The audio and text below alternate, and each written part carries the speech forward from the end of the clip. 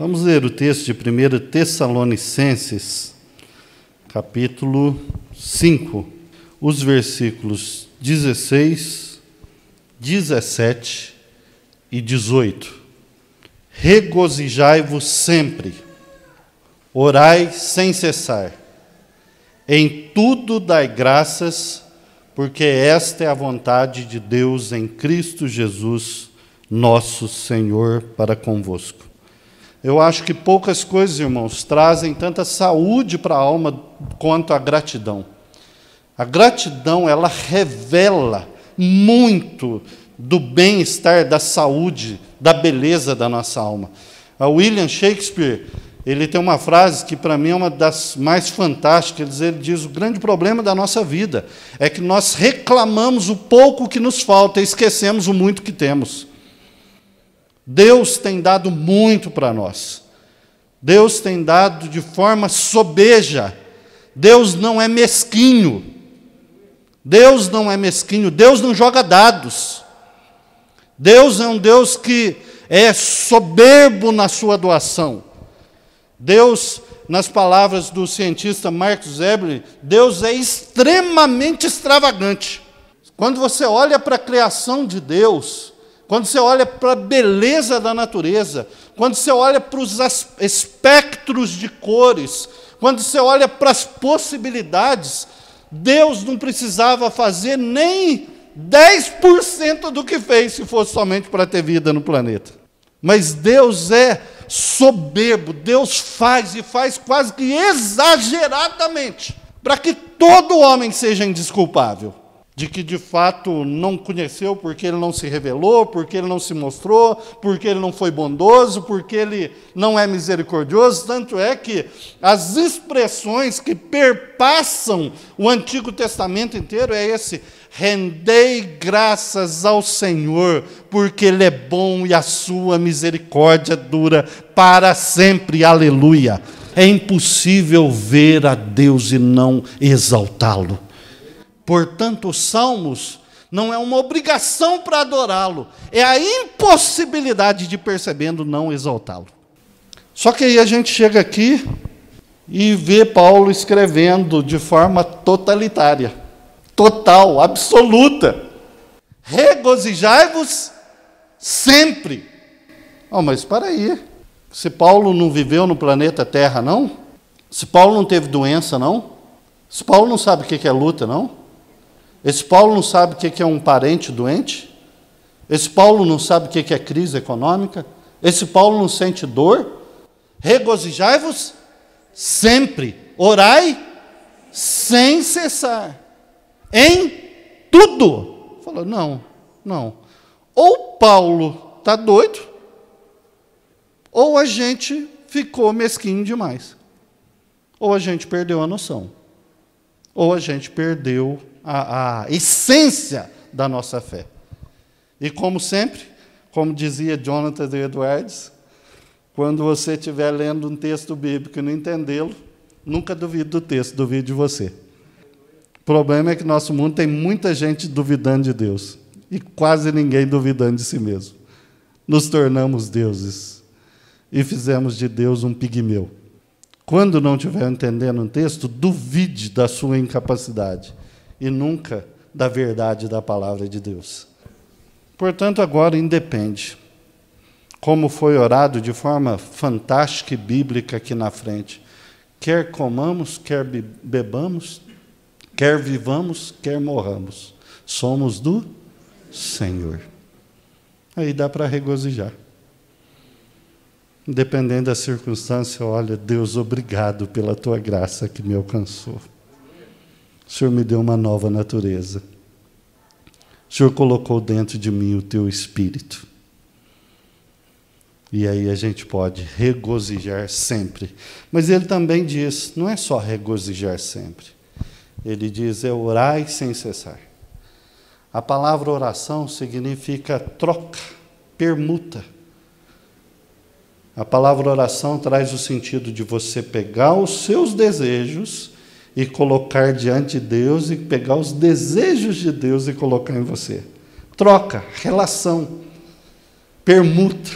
trocar os seus pensamentos pelos pensamentos de Deus.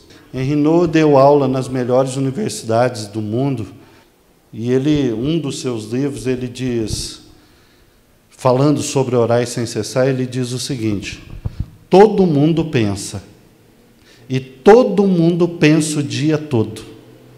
Então para de pensar sozinho e começa a pensar com Deus. Você vai orar sem cessar. Não é fenomenal isso, irmãos? Todos nós pensamos, e pensamos o dia todo. Pare de pensar em monólogo e passe a fazer um diálogo. Está indo para o trabalho, Deus, aquele problema lá, Deus, aquela pessoa tem que tratar disso. Pai, obrigado, olha que momento legal. Aquela frase que eu ouvi, aquela conversa que eu tive. Senhor, estou lembrando daquela criança passando por situação difícil. Pare de pensar sozinho e comece a pensar com Deus. Orai sem cessar. É a ideia que nós temos uma comunhão cotidiana com o Pai, que nós ganhamos por causa dessa nova natureza colocada em nós. Nós ganhamos um novo coração, nós ganhamos uma nova família e nós ganhamos um novo acesso à presença do Pai. Aquele que o Pai me dá, esse virá a mim, e quem vem a mim de maneira nenhuma lançarei fora. Nós somos filhos amados do Pai. E a oração é o acesso à presença do Pai. Nós não oramos para ganhar coisas. Nós não oramos como uma lista de supermercado. Nós não oramos, me perdoe a força de expressão, como uma prostituta que se aproxima de um homem para ganhar coisas, não porque o ama e se importa com ele. Nós somos filhos amados. Nós temos prazer no Pai. Não é o que Ele dá. Irmãos, oração é essencialmente para comunhão e direção. Oração não é petição. Petição é uma parte da oração. Mas quando fala de oração, quase que imediatamente a nossa mente vem petição. Não, irmãos, oração é troca, é diálogo, é conversa. Oração é para orientação. Oração é para ter direção. Sabe aquele momento quando você para diante de Deus? Você para, senta numa rede, num sofá, num lugar, deita na cama, para, e você começa a meditar, pensar, e de repente você fala, é isso, recebi direção. É isso que eu tenho que fazer. Tem que tomar essa atitude, tem que fazer isso, aquilo. Direção, irmãos, fica muito claro à medida que eu vou vivendo, as pessoas acham que para as pessoas serem ajudadas, elas precisam de recurso financeiro. Ajuda alguém, recurso financeiro. Tem um jovem. Às vezes, irmãos, mas tudo que nós precisamos na vida é direção. Direção. Eu acho que eu não vivi uma adolescência má. Não acho. Sempre tentando servir a Deus ali com os meus pais e tal. Mas ainda assim, eu olho para trás e falo, meu Deus, eu deveria ter perguntado mais para o meu pai e para minha mãe. Eu deveria ter ouvido mais. Vocês não ficam com esse sentimento? É um negócio impressionante. Quando a gente é jovem, a gente precisa de oração e não busca. Quando a gente vai envelhecendo, não precisa tanto e a gente busca mais. Porque nada nessa vida é mais importante que direção. A questão da vida não são os recursos. Os recursos são dados. Deus é soberano. Paulo vai dizer em Efésios, toda sorte de bênçãos espirituais já nos foi dada em Cristo Jesus. Toda sorte. Tudo o que você precisa para ser pleno hoje, Deus já te deu. Tudo o que você precisa ser pleno, amanhã vai estar depositado na sua conta. Deus não trabalha com jogo. Vamos lá, se acertar o tesouro, nunca. Toda sorte de bênçãos espirituais foram nos dados nas regiões celestes em Cristo Jesus. Aí Pedro vai dizer que Deus nos deu tudo o que necessitamos para a vida e piedade, conforme o seu poder que opera em nós, segundo as suas promessas e etc.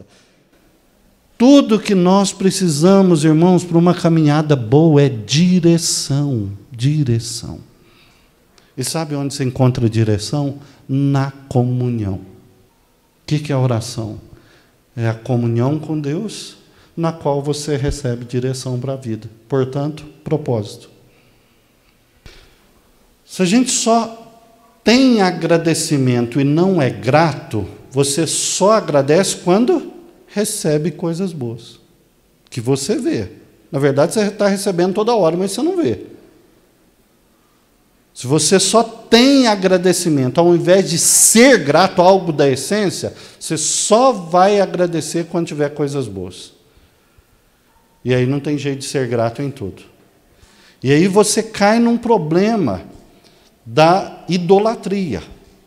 Por que no problema da idolatria? Veja bem, quando Deus criou o mundo, quando Deus criou o homem, antes de criar o homem, Ele supriu o homem com absolutamente tudo que ele precisava para uma vida boa, tudo e muito mais. Quando a gente pega a necessidade e leva ao extremo, tipo, se eu não tiver alguém, eu morro. Se eu não tiver alimento agora, eu pereço. Aí por isso que Jesus vai dizer, né? Satanás fala, transforma a pedra em pão. Faz da sua necessidade uma carência. O que Jesus diz? Nem só de pão viverá o homem. Calma lá, Satanás. A vida é mais do que só comer. O que é a carência? Pegar a necessidade, levar ao seu extremo e transformá-la em um ídolo. Se eu não tiver isso, aí nisso você pode pôr o que você quiser, não serei feliz. Percebe? Você pegou uma necessidade que é legítima, mas levou ela ao seu grau extremo, transformou ela num ídolo. E o que é o ídolo? O ídolo é justamente não fazer de Deus o seu suprimento maior e colocar qualquer coisa no lugar de Deus. Aí você tem pelo menos 3 problemas. Qual que é o primeiro problema? Murmuração. A idolatria sempre levará à murmuração. Porque a murmuração é a raiva pelo que supostamente não recebeu e merecia receber. Você murmura. Ah, eu deveria ter recebido aquilo. Aquilo dali é meu direito. Aquilo dali é Não, Deus foi injusto. A pessoa não me reconheceu. E aquela crise toda.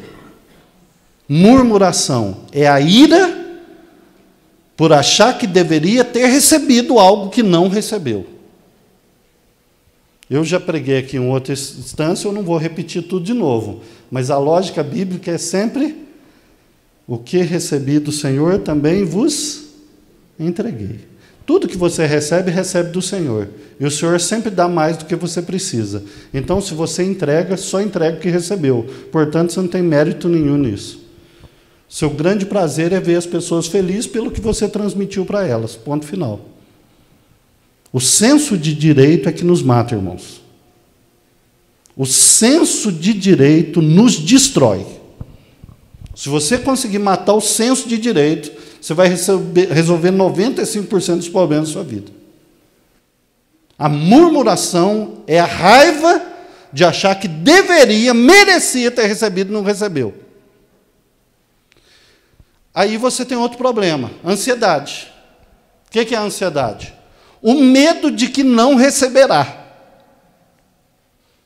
Se por um lado você fica com raiva pelo senso de receber e não ter recebido, a ansiedade você fica com o grilo e o medo e o pavor de que Deus não vai suprir amanhã. Ou você não vai ser suprido amanhã. E os dois nascem do espírito de orfandade.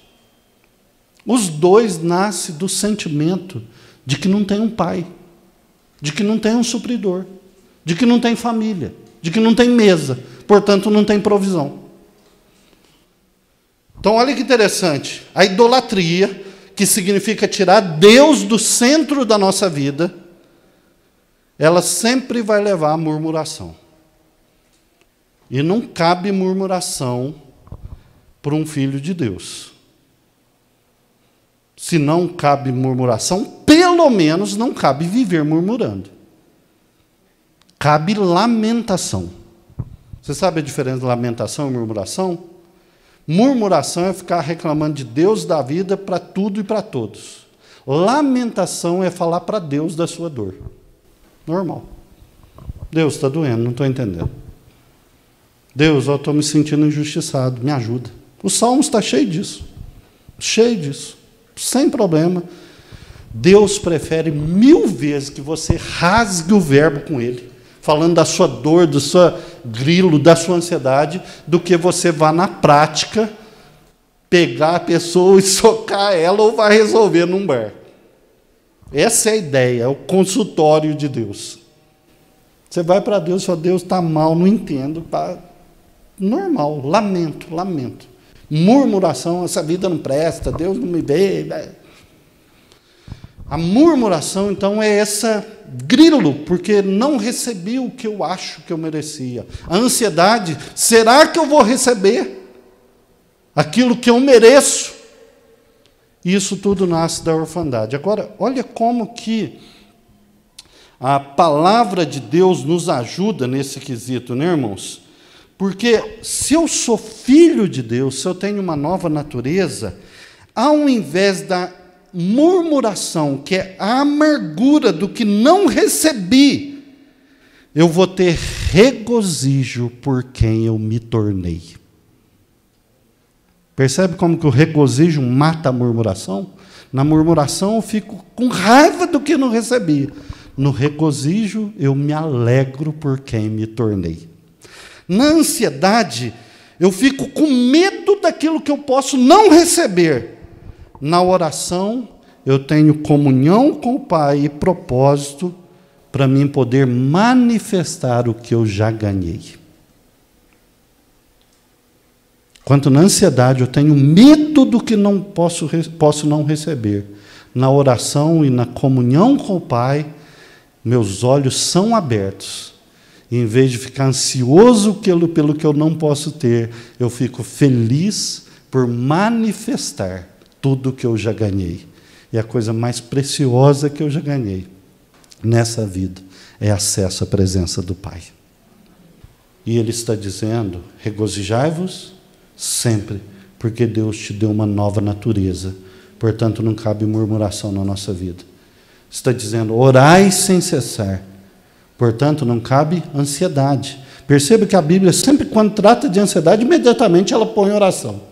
Não andeis ansiosos por coisa alguma, em tudo, porém, sejam conhecidos diante de Deus, lançando sobre Ele toda a vossa ansiedade, porque Ele tem cuidado de vós. Se nós temos essa nova relação com Deus, onde nós temos direção e provimento, não cabe ansiedade na nossa vida. Ainda que a gente tenha ansiedade, a gente não vive ansioso. E em tudo dai graças, porque agora você é filho. E nem todos os poderes do mundo e do inferno podem quebrar essa filiação, essa identidade que você ganhou em Cristo Jesus.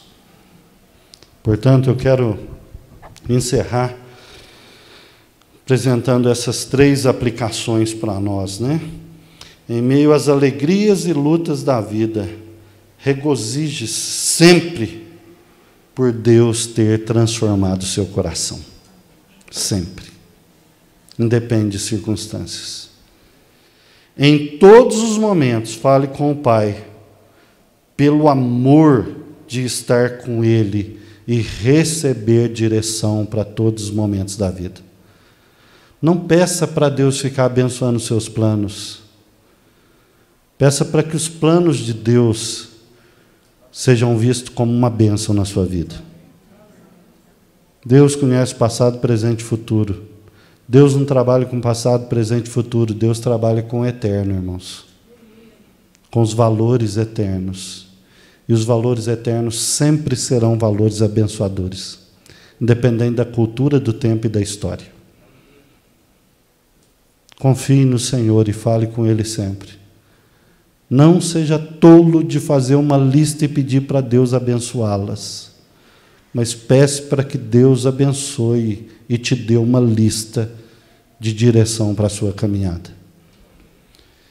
Mas em tudo dai graças, porque você é filho amado do Pai, e nem todos os poderes do mundo, nem todos os poderes do inferno, nem doença, nem morte, nem perseguição, nem fome, nem coisas do presente, do porvir, nem passado, nem futuro, absolutamente nada poderá nos afastar do amor de Deus em Cristo Jesus, nosso Senhor.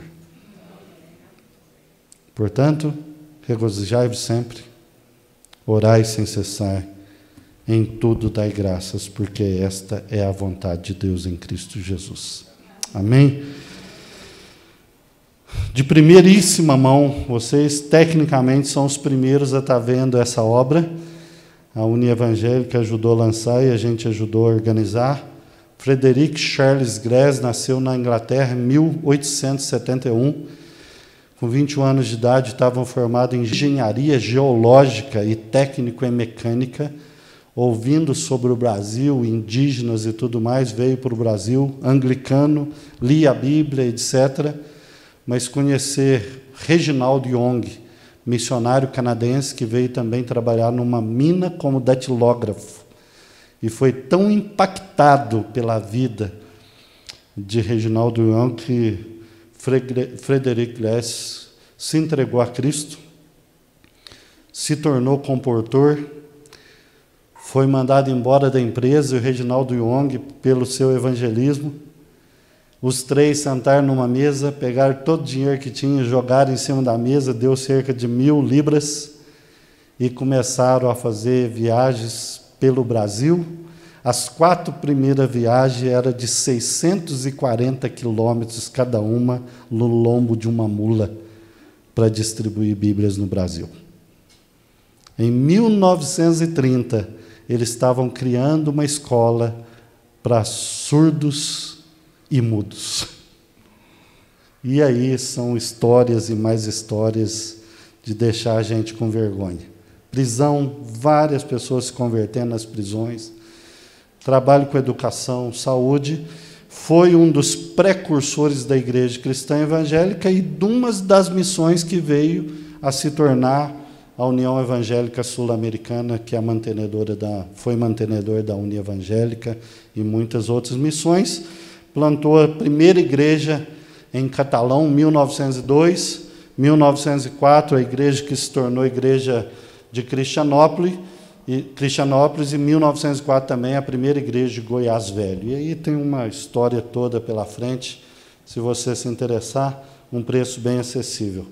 Que Deus abençoe, irmãos. Espero de coração que o Espírito tenha falado aos nossos corações e que a gente seja mais parecido com Jesus. Deus abençoe. Obrigado.